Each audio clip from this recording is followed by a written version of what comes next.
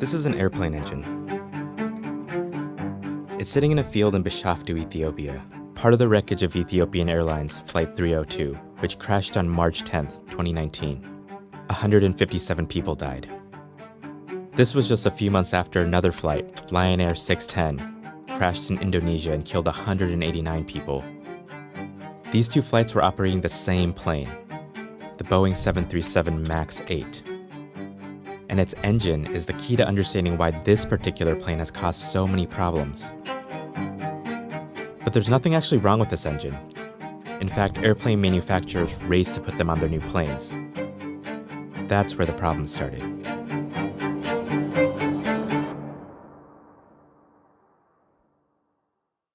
The two biggest airplane manufacturers in the world are Airbus and Boeing, and they have a fierce rivalry. If one of them can offer a better plane, the other could lose a lot of money.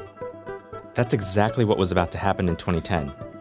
Airbus announced that they would update their most popular model, the A320, a single-aisle airplane that services many domestic flights. You've probably been on one.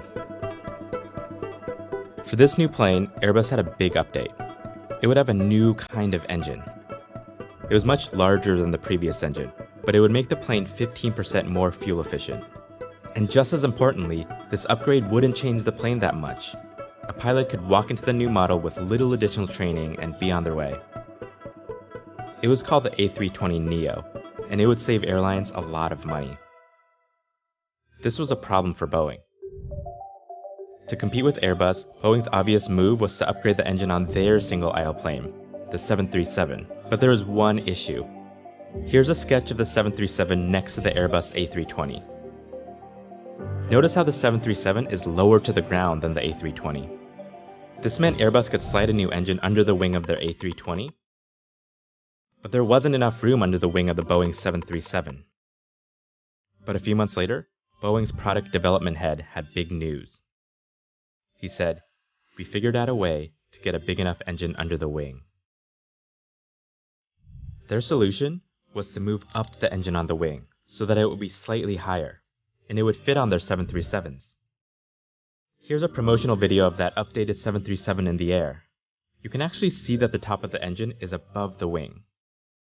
Boeing called this model the 737 MAX. And just like Airbus with the A320, Boeing said that their new plane was so similar to its predecessor that pilots would only need minimal additional training. The 737 MAX became the hottest selling plane on the market, and it helped Boeing keep up with Airbus. Except moving the engine up on the had a side effect. When the 737 MAX was in full thrust, like during takeoff, the nose tended to point too far upward, which could lead to a stall. This was a problem because these planes were supposed to behave exactly like the old ones. So Boeing came up with a workaround.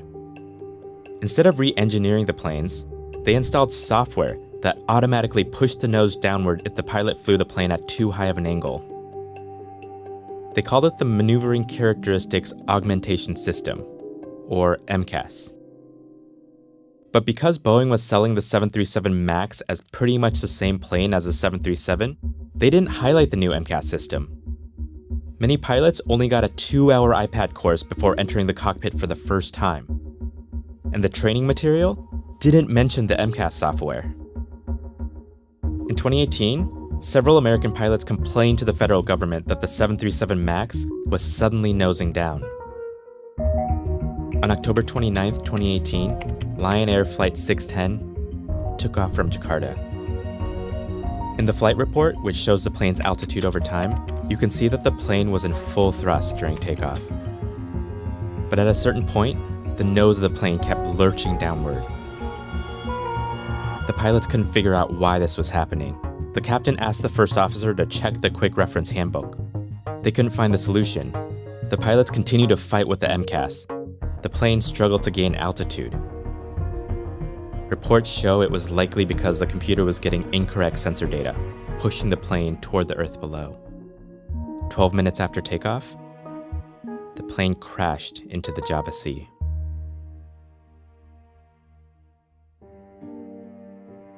In the Ethiopia crash, the report shows that the pilots were actually able to disable the MCAS, but it was too late to overcome the malfunctioning MCAS sensors.